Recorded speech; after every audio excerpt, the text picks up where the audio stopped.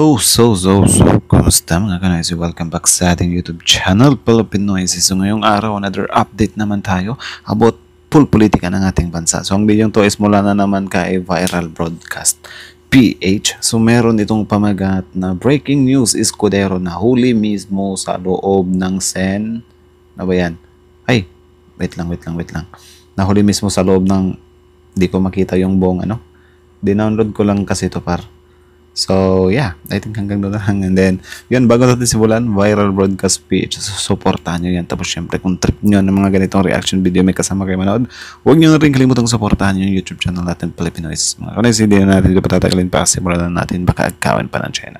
Also, ipagdasal natin pala yung mga kababayan natin na dadaanan ng bagyong Uwan, kasi di rin biro yun par super typhoon. So, let's pray all together. So again, Viral Broadcast page, Pilipinoisy, like, comment, share, subscribe. Start. Hello po mga ka-viral and welcome back again to this YouTube channel. Latest update na naman tayo ngayon. Mabibigat na mga kaso ang kinakaharap ngayon ng mga opisyal, senador at iba pang mga sangkot sa anomalya sa flood control projects. Pagkatapos na ipinasa ng ICI or Independent Commission on Infrastructure sa Office of the Ombudsman ang partial na mga individual na nakitaan ng koneksyon sa korupsyon pagkatapos nilang kinalap at ipinatawag ang iba't ibang mga witnesses na may kaugnayan din sa anomalya. Senator Chis Escudero naiyak at nagwala sa Senado dahil sa matinding sinabi. Posibleng matatanggal sa pwesto at makulong dahil sa panibagong ebidensya at matitinding testigo na lumabas ngayon. Isa na namang matinding pasabog ang hawak ngayon ng ombudsman ni si Boying Rimulya. Ito'y umano ang money trail na posibleng magdudugtong at magdidiin kay Escudero. Ito'y hinggil sa pagtanggap umano nito ng kickback ng flood control projects na sila din ang nag-insert sa GAA or General Appropriations Act ng 2025. Matatanda ang tahasang sinuwerte talaga si Escudero par, tapos yun nga, dagdag pa yung 30 million donation nung election, di ba? Nung may nagbigay sa kanya, dagdag din yun. Sasabihin na naman ng na paulit-ulit na lang, pero wala hindi pa napanagot 'di ba? So uulit at uulitin talaga 'yan. Pinangalanan si Escudero sa pagdinig sa Blue Ribbon Committee ni DPWH Undersecretary na tinanggal na si Roberto Bernardo na mismo nakausap umano niya si Escudero hinggil sa kickback ng nasabing flood control project. Binanggit mismo ni Yusek Bernardo na nangyari ang kanilang pag-uusap sa lugar ng business establishment na umano'y bagman ni Escudero na si Maynard Ngo, ang CEO ng isang phone company. Ngayon ay natuntunan ng ombudsman ang trail ng pera na ibinigay kay Escudero. Pagkatapos na nabuo ang lahat ng mga ebidensya ay agad na ipapasa umano ni Rimulya sa Sandigan Bayan ang mga ebidensya at ang Sandigan Bayan na ang magpapakaso at maglalabas ng arrest warrant sa mga nasabing opisyal at senador. Tinatayang baka sa November 25 ipapasa ang lahat ng mga dokumento sa Sandigan Bayan. At baka sa unang linggo o pangalawang linggo ng buwan ng Disyembre ay meron na umanong arrest warrant na ilalabas ang Sandigan Bayan. Dagdag pa rito ay sinabi grabe yun. If ever ma-issue talaga yung warrant at makulong tong mga to, sobrang sarap sa feeling na siguro nun par. Actually si Senator Bato meron na din, according to Ombudsman Rimulya, na daw, meron na daw yung ICC warrant kay Bato. So tignan na lang natin par, kasi minamaliit na naman kasi ng mga DDS ngayon yung ICC warrant ni Senator Bato, kasi yun nga, alam naman natin na nung pagkahuli kay FPRRD, maraming mga senador yung umalma doon, di ba? So parang magiging maliit na yung dadaanan or medyo dadaan sa butas ng karayom yung mag-i-issue ng ICC warrant kay Bato. Pero tingnan na lang natin para, kasi yung kay FPRRD naman, hindi naman nila in-expect na mangyayari yun na madala ng ICC, di ba? So, tingnan na lang natin kung hindi ba talaga mapapanagot si Senator Bato. Mismo ni Senate President Tito Soto na susundin niya ang rules of law. Ibig sabihin ay igagalang nila ang judicial proceedings ng kaso bilang bahagi ng legislative body. Hindi umano niya proprotektahan ang sinuman sa kanilang kasamahan kung ito ay aristuhin dahil sa mga kaso nito. Matatandaan ilan sa mga senador noong nagdaang mga administrasyon ay merong mga arrest warrant ay hindi na aresto kaagad. Dahil tinutulan ng Senado ang pag-aresto mismo sa loob ng Senate premises bilang umano'y proteksyon sa kanilang mga kasamahan na senador na tinawag nilang Senate immunity. Subalit ngayon ay tila isa din si Escudero naman nung diba? Nag kay Senator Bato na para bang pinoprotektahan si Senator Bato. Walang mangyayaring immunity protection sa pamunuan ng Senate President Tito Soto. So ito, kanina inanunsyo ni Ombudsman Boying Rimulya, kakasuhan posibleng kasuhan si Romualdez. Si dating speaker Martin Romualdez ay pwedeng kasuhan na. At nagpapatuloy pa ang paghandari ng kaso para kay Chis. Pero mayroong mayroong update kanina kay Chis. Matindi to mga kabunyog. Matindi ito. Kabunyog Agustin Mondragon, may nakuha ng money trail. Yun. May nakuha ng money trail kay Chis Escudero. Yun, matindi yun. Mabigat na ebidensya, mabigat na Sobrang bigat. Kaya nga iniiyak na lang nila yung pinagagawa ng admin ngayon, par. Kasi yung admin naman, hindi naman sila basta-basta lang gumagalaw nang wala silang mga ebidensya. 'Di ba? May mga ebidensya na ginagawa. Kaya nagiging successful yung mga plano nila. Gaya nung pagdala nga kay FPRD doon sa Hague. Pero yung kay VP Sara, parang doon sila pumalya. Kasi nabutasan sila sa 1-year bar rule ata yun. Correct me if I'm wrong. Tigo yun. May mabigat na ebidensya laban sa kanya yan. O ngayon, bakit magaan ang posibleng ikakaso ni Rimulya, Ombudsman Boying Rimulya kay Romualdez, pero mabigat kay Cheese? Bakit iba?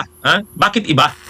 Mga kabunyog, ang simpleng sagot dyan, hanggang kasi ngayon, wala pang lumilitaw na mabigat na ebidensya, walang ebidensya at testigo kay Romualdez para malink ito sa mabigat na kaso. Ang sabi ni Boying Rimulya, ni Ombudsman Rimulya, ang posible lang daw na ikakaso kay Romualdez, gross inexcusable negligence. Yun lang. Magaan yun. Parang nagpabaya ka lang sa trabaho mo. Gross inexcusable negligence. Ano yan, mga kabunyog, mga tao? Ito namang si Argo. Mayroon daw mabigat na testigo kay Romualdez, si Gutesa. Ipalabasin nyo nga, Argo. Sabihan mo na si boss mong Marcoleta. Ang problema, hindi nyo pinapalabas. Di ba? Doon sila nagkakamali, par. Kasi, di ba, yung mga DTS kasi, sobrang iniiyakan nila. Yung administrator ngayon, naghesyo ganyan, bakit hindi nyo magawa kay ano yan? Bakit hindi nyo magawa kay Romualdez yan? Patunayan nyo, di ba? And then sana yung pagpapatunay nyo is sobrang solid, legit talaga. Hindi yung pinapasok nyo si Gutesa tapos malaman-laman natin fake pala yung pirma ng abogado. Di ba? So doon pa lang pumapalpa kayo eh. Parang yun na nga lang yung yun na nga lang yung passes nyo pero sinayang nyo pa. Hindi kayo naging maingat. Di ba? Problema sa inyo, gustong-gusto nyo na idawit si Romualdez pero hindi naman kayo nag-e-effort. Hindi nyo naman ginagawa ng tama. Di ba? Yung mga trabaho ninyo, sa inyo lang, puro intriga. Di ba? Unlike yung ginagawa ng admin ngayon, na for example, si Chis Escudero, inuungkat yung mga niya, nakikita talaga. Even Senator Marcoleta nga, nakikita nga yung mga niya eh. Di ba? Yung sa asawa niya na medyo may pagka-connect doon sa insurance. Di ba? Yung sa mga diskaya. Tapos yung kay Gutesa pa. Di ba? Dapat ganyan kayo kung magbintang. Hindi yung, bakit hindi nyo nagagawa kay Romualdez? Patunayan nyo kasi, bigyan nyo kasi ng mga ebidensya. Di ba? Pabigatin nyo yung mga ebidensya nyo. Iniiyakan nyo na lang agad eh. Wala kayong ginagawa eh. Huwag nyo sasabihin na yun nga, parang inaano din kasi ng admin. Kasi nung kapanahunan nyo din naman, ganun din naman kayo eh. Di ba? Kaya nga, grabe yung pinaggagawa ng administration dati, wala tayong kaalam-alam. Kasi kayo yung admin that time. Kaya nga, yung may kumalat kasi na ngayon yung about kay Trillanes na bakit parang ganun na lang kung anuhin si Trillanes. Kasi syempre si Trillanes, hinarap niya yung admin, di ba? So may mga ginagawa sila FPRD doon pero hindi umobra kasi yun nga kinulang sila sa ebidensya. Unlike yung admin kasi ngayon, sobrang dami nilang nakikitang ebidensya. Di ba? So ngayon, kung gusto nyo talaga na ma-bring down si Romualdez, patunayan nyo ng husto talaga. Kaya nyo yan. Di ba? Mag-effort kayo, wag yung puro na lang pang-iintriga. Wala namang ebidensya. May ebidensya nga si Gutesa, bigla namang nawala. Di ba? Sinayang nyo yung yung Gutesa nyo eh. Di ba? Kayo lang din naman yung di, wala naman eh. Yan ang problema. Kaya ang sagot sa tanong, bakit magaan ang posibleng ikakaso ni Rimulya kay Romualdez? Walang testigo kay Romualdez. Kung lumabas ang testigo sa kanya, halimbawa si Gutesa lumabas talaga. Pangalawa, may iba pang magko-corroborate. Ibig sabihin, yung sasabihin ni Gutesa may isa or dalawa pa na magko-corroborate. Halimbawa, yung Paul Estrada. Yung Paul Estrada, saka yung anong pangalan ng Tiksay? Ano bang pangalan ng Tiksay? Mga kabunyog, Mario ba 'yon? Mario Tiksay? Nasaan ba yung ating mga viewers dito na laging pag nakakalimot ako? Yung si Tiksay.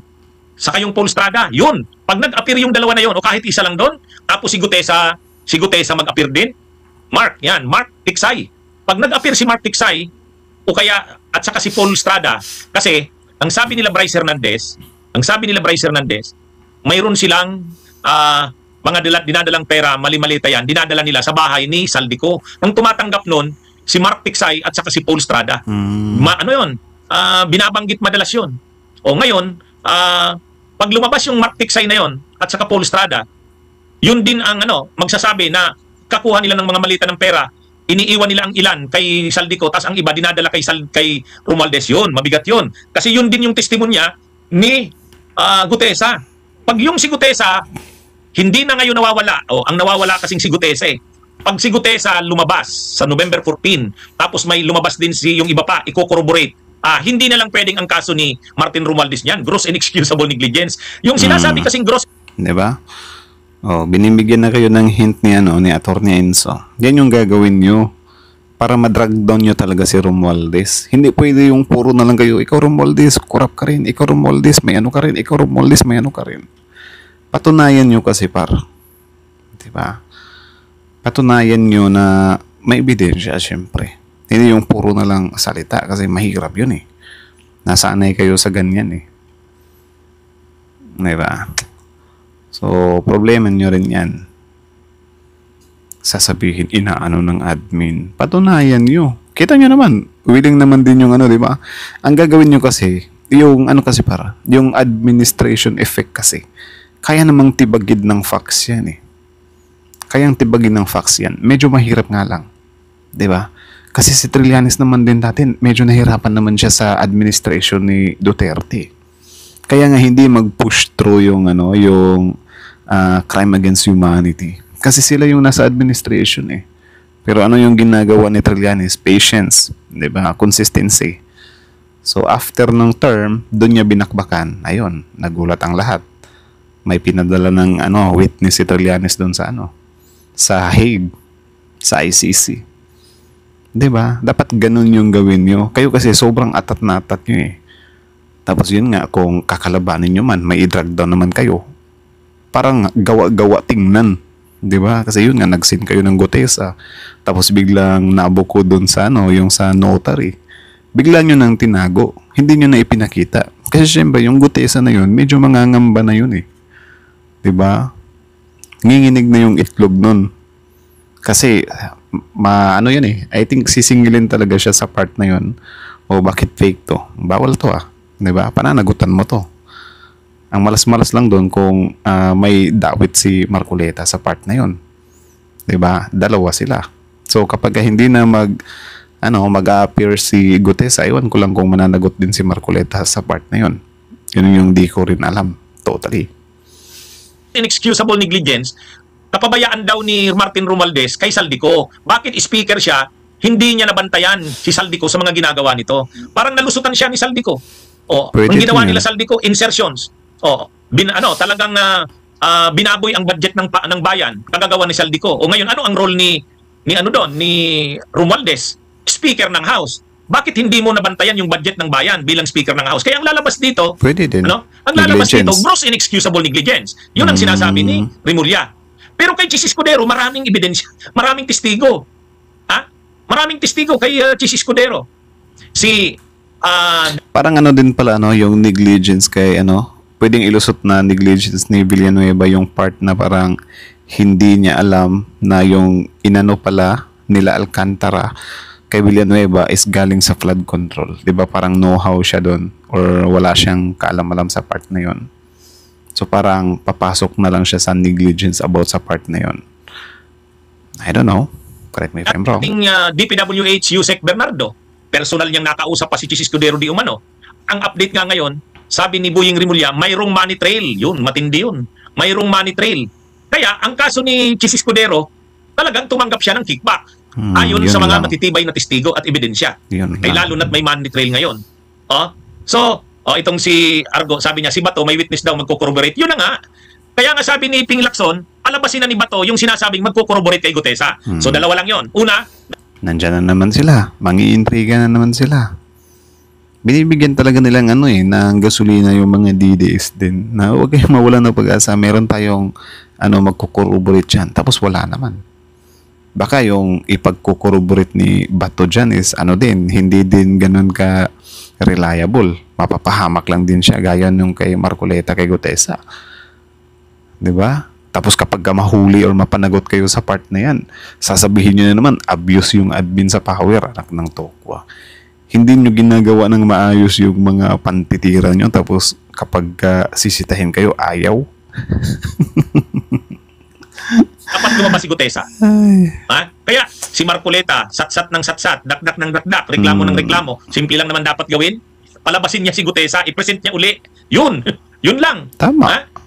Pangalawa, yung sinasabi ni Bato na mayroon siyang tao na tao rin ni Saldico na magko-corroborate kay Gutesa. Yun! Yan ang dapat. Pag nandyan yan si Gutesa, yung magko-corroborate na di umano'y testigo ni Bato, ano yan? Hindi na pwedeng ang kaso lang ni Romualdez ay gross and excusable negligence. Kasi mayroon na talaga siyang malinaw na pananagutan, tumanggap siya ng pera. Mayroong mga testigo. Yan yung dito mga kabunyog, mga kababayan.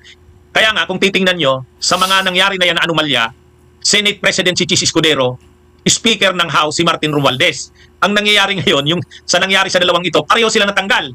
Natanggal sa pwesto si Chis.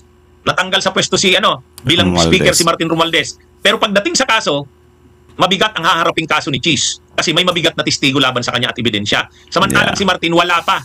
Ang pagkakaiba kasi ni Martin, ang pagkakaiba ni Martin Romualdez, yan yung sinasabi ni Llamas nung nagtalakayan kami nung Sabado. Si Martin kasi may firewall. May Tama. firewall. Kumbaga, admin? hindi siya yung direktang kausap. Halimbawa, yung mga kontraktor, hindi siya nakikipag-usap sa mga kontraktor. Hindi siya nakikipag-usap sa mga DPWH officials. Ang kausap niya lang siguro si Saldico.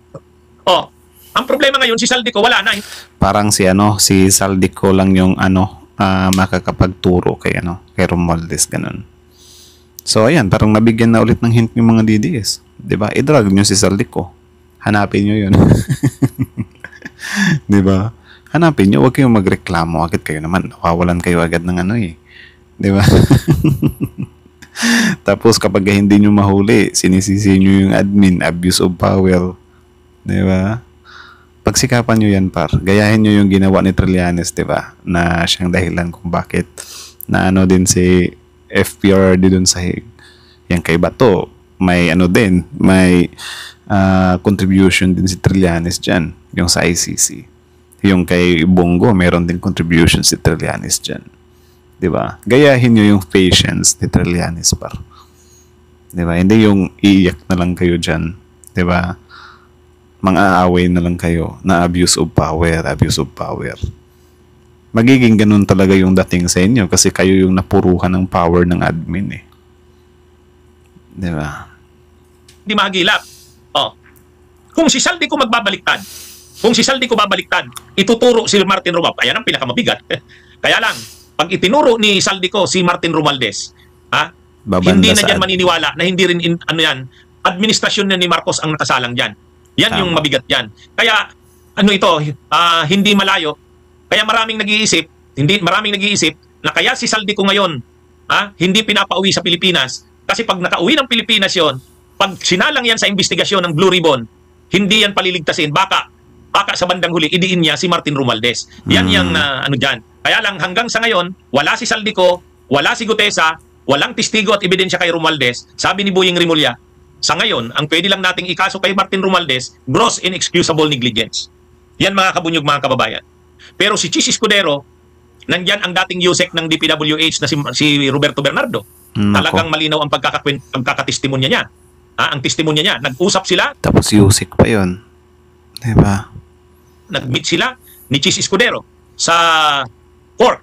Yung wine store ni Maynard Ngo. Malinaw yon. At ngayon pa, may sabi pa si Boying Rimulya, mayroon silang nakuhang money trail na nagkukonek kay Chis Escudero. Lalong mabigat. Lalong mabigat. Kaya ito yan mga kabunyog, mga kababayan. Yan yung dito. Kaya yung mga laging nagsasabi na dapat makasuhan ng mabigat din si Martin Romualdez, mag-produce kayo ng mga testigo at ebidensya nyo. Yan yung Mag-produce kayo. So ayan, may hint na kayo. Diba? Huwag kayong iyakin about speaking of power or abuse of power or administration privilege kasi nanggaling din kayo dyan. Diba? Nanggaling din kayo dyan. Kaya nga yung mga family ng victim ng extrajudicial killings walang magawa sa inyo kasi nanggaling kayo dyan eh. Kayo yung may hawak ng power eh. Kaya yung ICC hindi mag-push through kasi kayo yung may hawak ng admin. So, okay lang naman kung magreklamo kayo na ginagamitan kasi kami ng administration privilege, admin power. Eh, kayo din naman. Ginagawa nyo din naman yan dati. Diba? Tapos ngayon, ayaw nyo na ma-feel nyo din.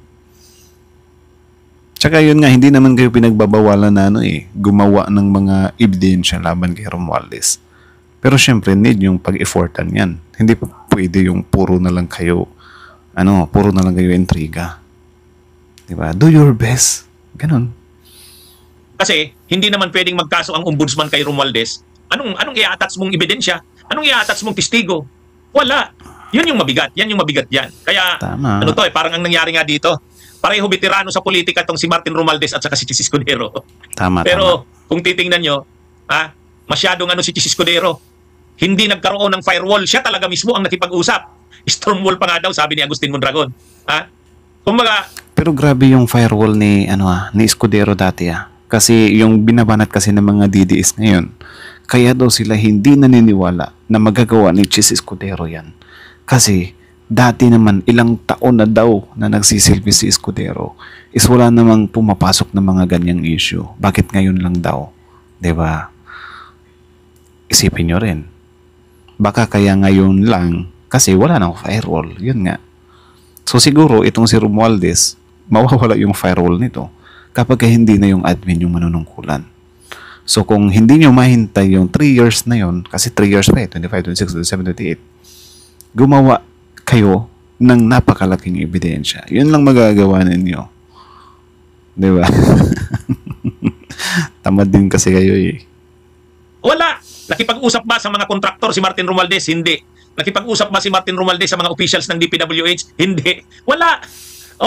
Sino lang ang posibleng kausap niya? Pwedeng si Saldico. Si Saldico na yung nagdiskarte ng lahat. Ang problema ngayon, wala si Saldico. Wala si Saldico. So sino ngayon? Yun na nga, mayroon sana yung nagdadala ng pera. Mali-maleta. Sino yun? Si Gutesa. Ang problema, hindi na nagpapakita. Yan yung problema dyan. Ang pangalawa, yung sanang Mark Tiksay at saka si Paul Estrada, pwede yon. Kasi tao ni Saldico yon. I-corroborate nun yung mga testimonya ni Gutesa. Ang problema, wala rin. Ang sabi ni Marcoleta, nasa Chile na daw yung sino ba yung nasa Chile? Si Paul Estrada ba? Kaya, sabi ni Maria Elena Tolentino Calma, that's why nakatakas o pinatakas agad si Saldico. Totoo yan. Totoo po yan. Di ba sinabi naman yan ni retired Associate Justice Conchita Carpio Morales? Yan. Sa tingin nyo, kung gustong pauwiin si Saldico, madali lang yan.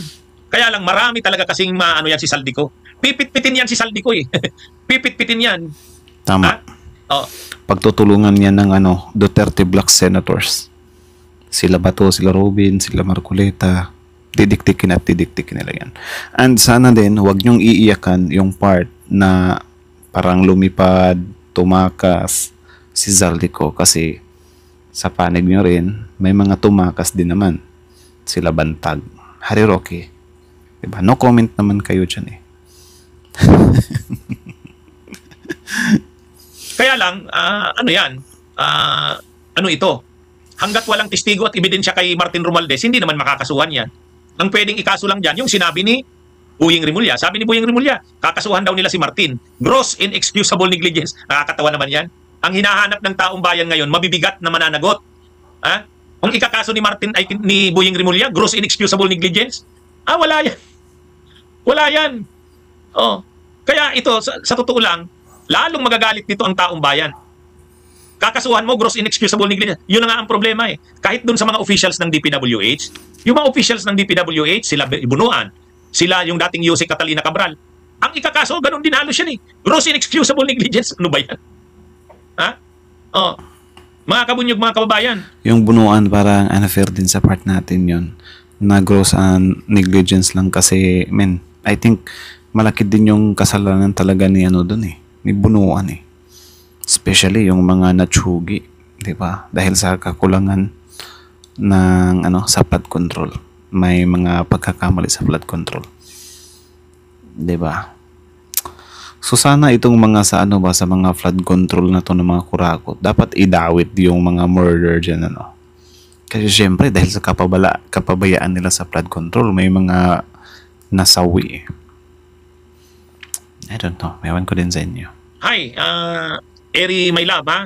Salamat sa pag-send ng donation. Kaya ito mga kabunyog, mga kababayan, parang ang nangyari dito, naisahan si, tama bang sabihin, naisahan si Chis Escudero. Si Chis Escudero sa Saldico, sila na yung nag-discarte ng insertions. Ganado si Chis mag-usap, parang pinabilo siya dun sa insertions eh. Di ba? Yun yung lumalabas eh. Tapos ang problema pa kay Chis, bilong parang ang nangyari kay Chis Escudero, veterano na sa politika. No, diba? Pero dito, ayaw kong tawagin, nagkatanga, Argo, parang nagpakatanga si Chis Escudero. Ay, Jing Dizon. Pwede ding kung if ever totoo siya, ang perfect word is greed. Yeah, I think greed. So ilang term na ba si Escudero as a senator? Pwede pa ba siyang tumakbo next election 2028? Kasi kung pwede siyang tumakbo 2028, baka naging greedy siya. If ever totoo lang na baka naging greedy siya at nag-iipon na siya ng money pantakbo. Or I don't know, yung mga ganitong politician din kasi sa sobrang bibigat nito, may nagdo-donate eh. Biruin nyo, 30 million donation, election. Wow! Diba? Values, salamat sa pag-send ng stars. Ang tagal na sa politika ni Chis Escudero, pero sa pagkakataong ito, parang nagpakatanga. Greed nga, greed. I think walang greed. firewall. Siya ang nakipag-usap sa kay Yusek Bernardo. Talagang siya, talagang direkta siyang nakipag-usap. Pangalawa, yung donor niya doon sa campaign contributions, yung donor, si Lubiano, kontraktor niya mismo. Ay, wala talaga. Pangatlo, doon sa insertions, sila ni Saldico ang wala man lang ay si Martin Romualdez hindi uma-attend doon sa yung BICAM. Hindi siya nag-member sa BICAM, hindi siya pumirma sa BICAM. Laging may deniability si Martin Romualdez eh. Napakatindi ng firewall, stonewall nga sabi ni Agustin Mondragon. Pero si parang siya, totally playing safe. Actually, hindi ko din talaga masabi na malinis si Romualdez. Pero yun nga, hanggat wala tayong naipapakitang ebidensya or wala kayong naipapakitang ebidensya, parang innocent until proven guilty yung mangyayari dyan. Diba? Ganyan naman din dati, kaya sobrang hangang-hanga tayo sa admin nila Duterte kasi wala tayong nakikitang pumapasok na mga ikinakaso sa kanila. Pero ngayon na nakikita na natin, sobrang hirap din namang magbulag-bulagan dahil lang sa pagiging panatiko. Ayaw ko din naman ng gano'n na magiging panatiko na lang tayo habang buhay kahit harap-harapan na. Diba? Ayaw ko na yung gano'n para like yun nga yung nangyari kay BP Sara na 125 million na naman yung kay BP Sara, yung sa iba billion. Ibig sabihin, pinili pa rin nilang maging panatig. So, ayaw ko ng ganun eh. Yun lang. Chis Escudero, wala. Talagang anong tawag doon? In-expose ng masyado ang sarili niya. Siya ang nakipag-usap kay Yusek Bernardo. Nandun siya. Si Saldico, alam niya na yung ginagawa niya pagdating ng panahon, posibleng siyang mapahamak. Pero alam na yan ni Saldico eh. Alam niya naman yung papel na ginagampanan niya. Kapalit doon, ang dami niya namang pera na ninakaw sa bayan. Di umano, ayon sa mga ebidensya. Kumbaga bumawi naman siya. Bumawi siya, matindi. Wala nang, hindi na moderate yung greed. Kaya yan mga kabunyog, mga kababayan. Si Martin Romualdez wala. Speaker lang talaga siya. Speaker. Hindi siya nakikialam doon sa BICAM. Hindi siya nakialam. Hindi siya nag-member, hindi siya pumirma. Pangalawa, hindi niya kausap ang mga DPWH. Nako. Parang nagpakatanga dito si Chis Escudero, mga kabunyog, mga kababayan. Greedy ang matindi pa greedy. dito, may paper trail pa.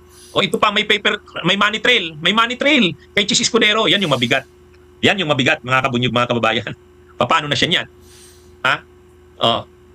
Anyway, magpapaawa na lang. Natin mga kabunyog, mga kababayan. Ngayon, maraming galit kay Martin Romualdez. Bakit maraming galit kay Martin Romualdez? Kasi naniniwala sila na ay yan si Martin Romualdez, malaki rin ang mas malaking kinita niyan. O di ba? Ganun ang paniniwala nila. At tingin nila ito talaga yung mastermind. Yun ang yung mga paulit-ulit na sinasabi nila Marcoleta, nila Bato, nila Bongo, nila Chis Escudero. Di ba? Sabi nila, alam namin kung sinong mastermind. Kaya lang ang problema, magaling yung paano mo ngayon ikakaso si Martin Romualdez? Anong testigo mo? Wala nga may matinding level of deniability. Kaya ano lang ang pwedeng ikaso? Yun, sabi ni Boying Rimulya, gross inexcusable negligence. Ang babaw no. On the statement of any resource person because I am the So, yan, I think hanggang dito na lang muna. So, I think ibang usapin na yan. So, again, ang video to is mula kay Viral Broadcast PH. Susuportahan nyo yan. Original video link in the description box below. Tapos, syempre, panoorin nyo yung bulol. Original video in the description box below. Tapos, syempre, bago nyo iwan yung YouTube channel natin, Pilipinoy, don't forget to like, comment, share, subscribe. So, kita nyo naman yun, par. Di ba? So, yun na yun. Yun na yung about dun kay Romualdez at Escudero. So, I think if ever totoo tong mga mga ibinabato laban kay Escudero, I think nagiging greedy siya sa part na yun kasi parang siya na mismo yung siya na mismo yung gumalaw. Diba? Siya na mismo yung nag-asikaso, gano'n. So, parang dun sila, or ewan ko lang dati, parang kung ganyan din yung ginagawa ni Escudero, na parang, yun nga, meron siyang firewall or meron siyang middleman, meron siyang butler, ganun, di ba? Kasi parang according dito kay Attorney Enzo, parang yun yung nangyari kay Romualdez, kaya sobrang hirap niyang pasukan. Sobrang hirap niyang i-drag down yung mga DDS nagrereklamo. Diba? Puro lang sila utos ng utos na panagutin nyo rin si Romualdez. Walang ebidensya na mapakita nga ni. Diba? Pero, yun naman yun yung isa sa sad reality din talaga na yung admin effect. Diba? Admin effect na kung ikaw yung nasa administration, meron ka talagang some kind immunity about sa mga ganyang bagay. Sobrang hirap tibagin. Yun din yung nakakalungkot minsan na parang need pa nating maghintay na matapos yung administration nila bago natin makita yung mga baho nila. Kaya dapat talaga tayo, kasalanan din natin di ba? Kung if ever may mga presidente, may mga administration, kasi binoboto din naman natin sila Though yun nga, yung iba naman na hindi nila binoto, pero syempre madadamay sila kapag naipanalo ng majority yung tao na yan. So, parang din yan kasi wala tayong magagawa. Majority wins di ba? So, yeah. Or, I don't know, tanggapin na lang siguro natin na ganun talaga yung kapalaran. Di ba? Na kapag sila talaga yung nasa kapangyarihan, sobrang hirap talaga nilang mapanagot. Kasi lahat ng administration naman yan par. Pero na lang yung iba na halimbawa yung kay Erap, 'di ba, na napababa talaga siya. 'Di ba? Kasi ewan ko kung lantaran talaga yon. Sobrang hirap ng i-reverse, ganon. 'Di ba? So ganyan na lang. And yun nga, sana sa mga DDS na to bago sila magreklamo, i-reflect din nila yung past administration, di ba? Sana wag silang biglang magda-dive na lang na kesyo abuse of power yung admin ngayon, ginagamit nila yung admin para mambuli, ginagamit nila yung admin power nila para pagtakpan yan, kasi nangyayari din naman yan sa panahon nila di ba? Yung perfect example dyan, yung human rights, yung extrajudicial killings, yung war on drugs. Di ba?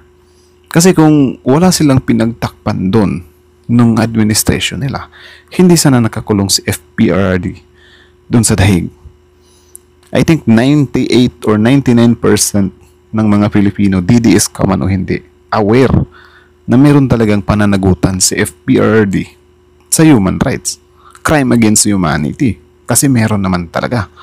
FPRD naman mismo nang galing na kung meron man akong kasalanan, yun lang yung extrajudicial killings. Diba? Sige, tanggalin natin yung yung perfect na pagkaka-execute. For example, yung mga nanlaban talaga. Kasi yun nga, tungkulin naman ng pulis yun. Pero paano yung mga tao na in-encourage naman laban? Diba? Paano yung mga civilian na dadamay? Parang ganyan ba? So, meron silang pananagutan. So, sana sa part na yan, tingnan nyo rin yan. About naman dun kay Zaldico na tumakbo, nakatakas. Diba? Bago kayo mag-comment sa part na yan, ganyan din naman yung ginagawa ng mga nasa side ninyo. For example, sila Harry Roque. Si FPRRD. Kung hindi nahuli si FPRRD that time, do you think hindi magtatago yun? Diba? Magtatago yun par. Si Kibuloy, galing nga sa pagtatago eh. Nasa kote nga lang. Diba? So, gawain din nila yung part na yan. So, alam nyo yung ganyan par na yung mga iniiyak-iyak lang naman din kasi talaga nila is yun din yung mga gawain nila ng administration nila. Kaya di ko maintindihan kung bakit sila ganyan. Diba? Like, okay lang talaga sa akin. Okay lang sa akin kung may magreklamo na halimbawa ganyan. Yung kakamping, magreklamo sila about kay Zaldico, about kay Martin Romualdez. Okay lang sa akin yung part na yun. Sige, magreklamo kayo, hanapan nyo rin ng ebidensya. Mag-effort kayo na hanapan ng ebidensya. I-rally nyo si Romualdez na ganyan. Panagutin din yan. Diba? Pero yung galing sa DDS mismo, parang ang pangit pakinggan, diba? Medyo ang pangit talagang pakinggan kung galing sa DDS yung pananawagan. Parang lang yan ba? Parang sila Robin Padilla lang, silang bato na nananawagan sila ng due process. Pero nung kapanahonan nila, wala naman silang binibigay ng due process. Encouraged to fight eh. Diba? Yan lang naman. So, kayo na masasabi nyo dito, comment down below. Tapos yun pag-usapan natin sa comment section. So, again, ang video to is mula kay Viral Broadcast page. So, Filipino IC. Also, like, comment, share, subscribe. Filipino IC is out.